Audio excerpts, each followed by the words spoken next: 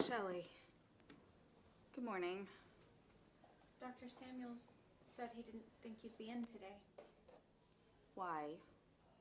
Because he said it might take more than a week for you to recover. Why? Because my mother was murdered a week ago? Well, he said something of the sort. Oh, Gregory. Although he may be quick to hear, I cannot say he thinks before he speaks. He's not so bad. What else did he tell you?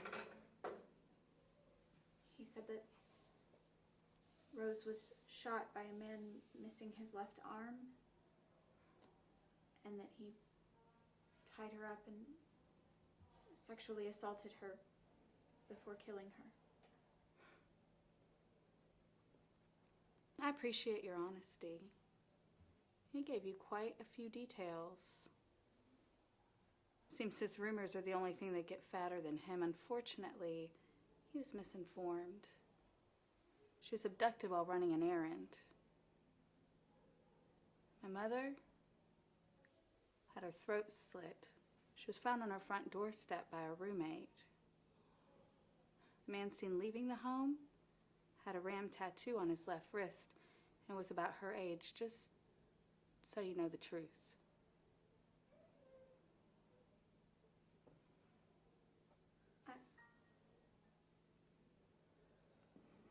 I'm sorry for your loss.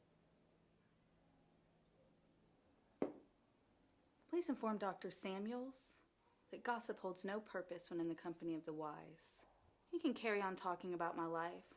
I know I'm new here, but he will not continue talking about my sanity. Yes, ma'am. Is there something else? There's a gentleman here who's been visiting the office since you've been on leave. He says he was referred to you. Referred to me? Yes. And he's here now?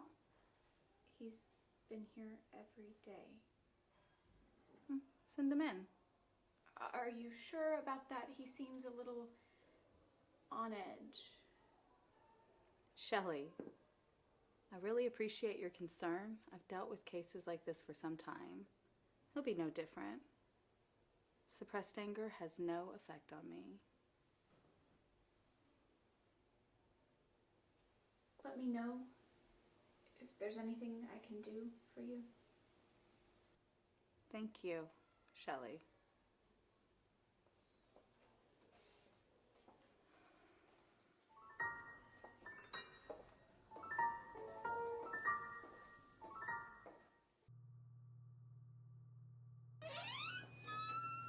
Are you ready for him, Dr. Walters? I suppose so. Send him in. As you wish.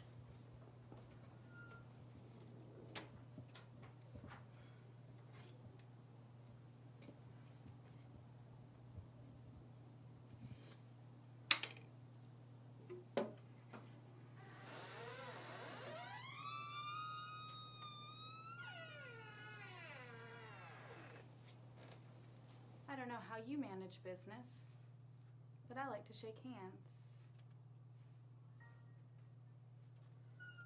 I don't suppose that's necessary if we've already met. I was told you were referred to me. That is true. Then we haven't met. Yes, we haven't. I'm sorry. That's quite all right. My name is Dr. Walters. You can call me Farah. Yes, I know. My name's Lucian. Well, it's nice to meet you, Lucian. It's nice to finally meet you. So, Lucian, why are you here today?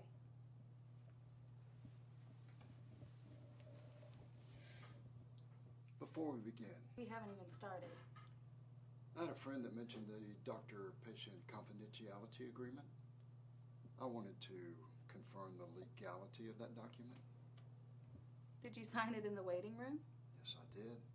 Well, it's about as legal as it gets. Your secrets are safe with me. So, why are you here today, Lucian?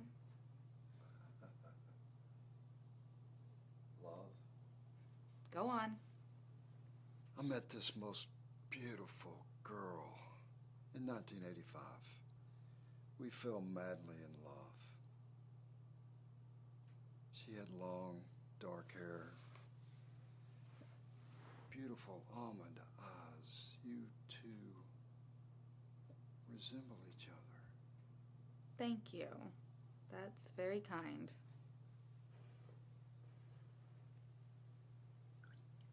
After 6 months of stargazing, romantic afternoons, she broke it off, cut off all contact. Why do women do such awful things, Doctor? Not all women are the same. We have to open our mind to the concept of diversity. Just because she hurt you doesn't mean you cannot find someone else. Perhaps. Creatures of habit. After 5 years, I was able to put her memory behind me. I ran our oil and gas company. I sit on the board of several other corporations. I adopted a dog. I say it's good to be me. I have a wonderful life. If that's the case, why are you here, Lucian?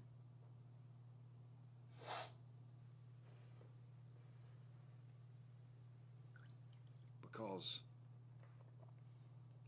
I ran across a mutual friend, a friend of myself and my girlfriend, and she said soon after Rose left, she had a child. She. It's a girl. Well, if she were yours, she would no longer be a child. Perhaps. I have to admit, I don't see situations like yours too often. What did you do then? I gathered her information from my friend, and I tracked her down. Her as in your daughter? My Rose.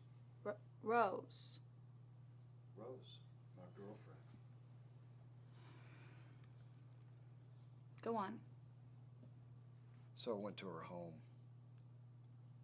Rose was there, but she had company. Rose would come and go, but the company would never leave. So one night, I decided I'd follow her so I could get her alone. Why did you want her alone? So she wouldn't run away from me again, Doctor. Anyways, I followed her one night. One night. I thought you were there for a day. Did I say that? Maybe a few days. 4 days? You don't remember? I feel like I'm being judged here, Doctor. I can take my business elsewhere if needed. I'm sorry, Lucian. Please continue.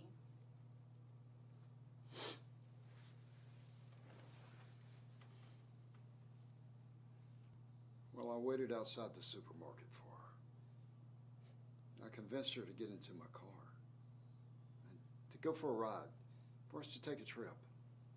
We laughed, and we reminisced about all the old times and the fun we had. And I took her to dinner. And after all that, she still wouldn't tell me my daughter's name. Don't you find that strange, Doctor? I get the feeling that you do.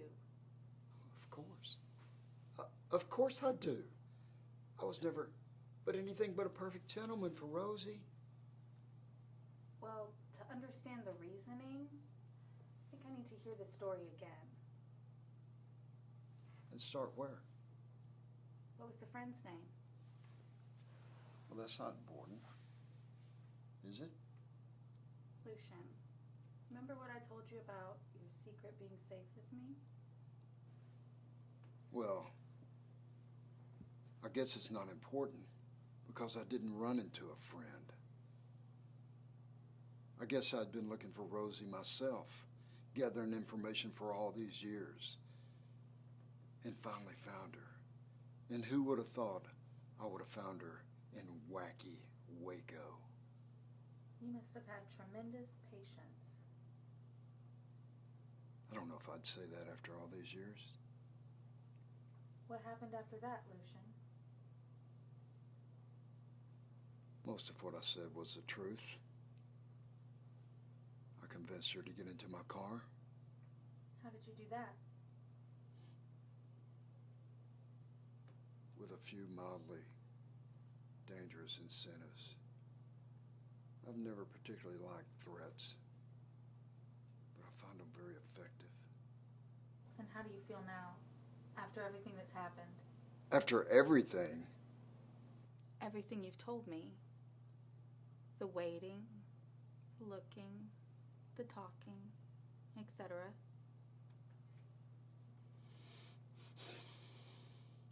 Counterproductive, just like this meeting.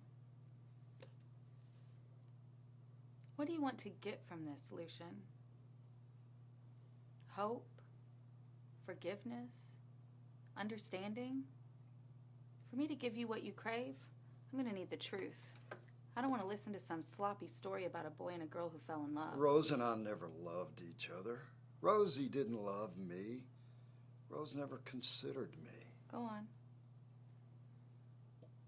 I loved Rose. I loved her deeper than any man could love a woman. Deeper than God himself. I cared about her. I cared what she did, where she went, who she was with, how she portrayed herself.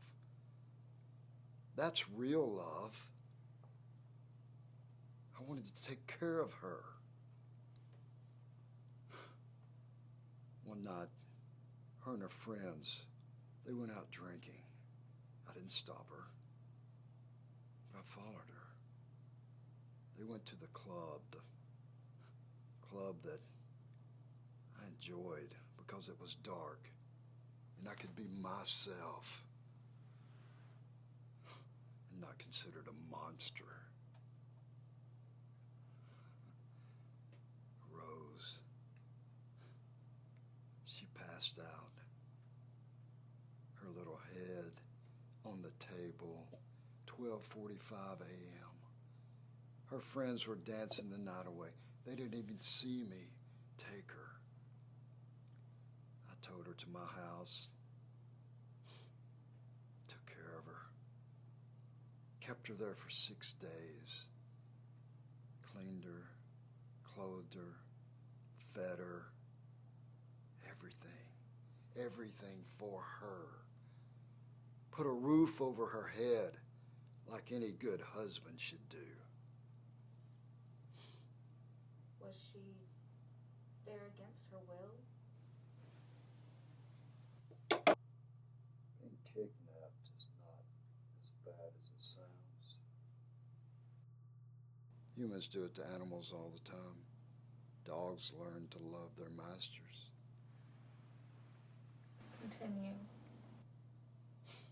Anyways, we made love continuously, every day.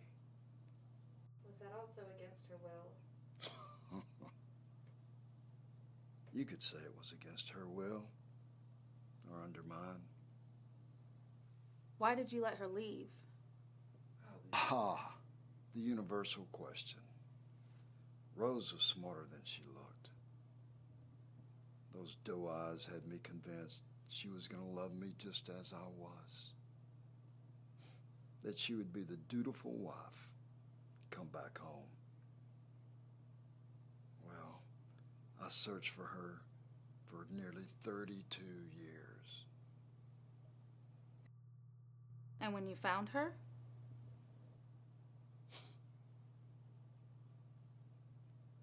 I made sure nobody was looking. I took my trusty little hammer and bashed her in the head. But just a little bit, to daze her. I threw her in the back of my car and took her to our home. I questioned that bitch for hours. Tortured her senseless. And when I decided that she wasn't going to be any help, I slit her throat from end to end. That's when I found your card in her wallet. I thought you loved her. Have you ever been in love, Doctor? No. Love absorbs your mental health like a neurotoxic poison. Stay as you are. Unless you want your free time devoted and chained to the one keeper of our soul. I didn't choose Rose. Rose chose me. With her thoughtful eyes and her romantic smile, I was accustomed to my emotionless mannerisms until one day I was consumed by a passion that was deeper than a well. I was transformed into an incubus and relished my title. When love attacks, you want to capture that pureness and put it in a bottle so that you can keep it. Because let's face it, people like you, me, we have none in our bitter bones. You, Doctor, you are a crypt keeper of secrets. A detached void that acts as a filing cabinet. I am a businessman with my eye always on the prize.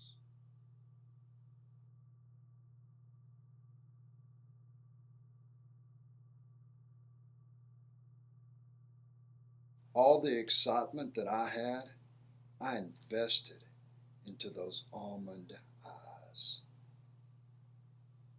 Death came for her before I could.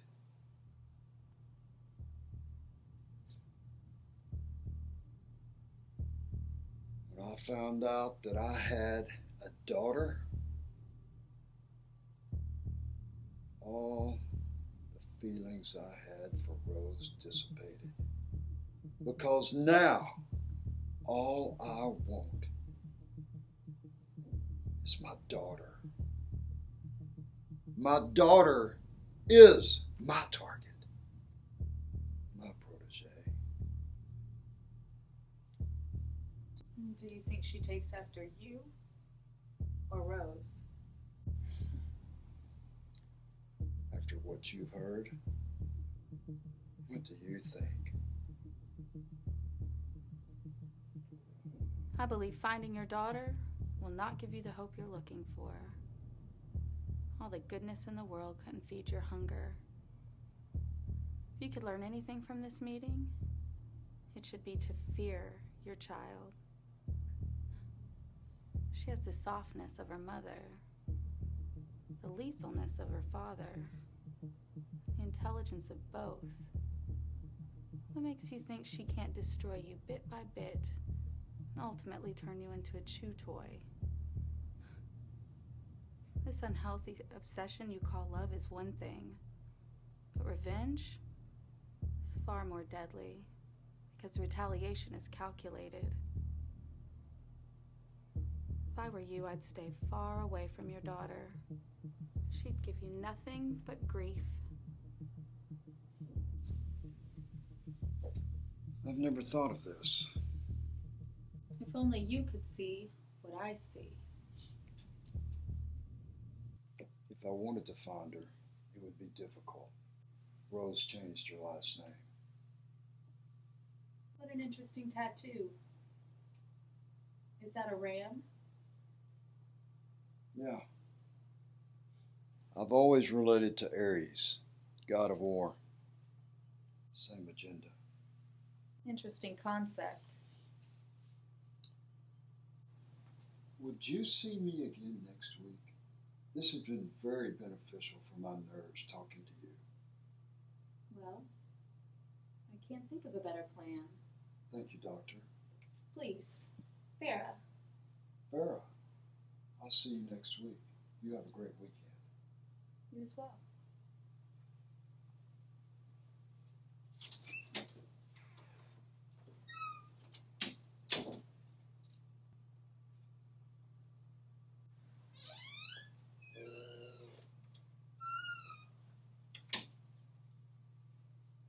seems to have gone well. It went better than expected. Please, put Mr. Lucian on for next week. Same time. Do you think he'll be a regular? No. People like him never last in my office. How long do you think a caged animal can last without food and water? I don't know, a week or two? Lovely.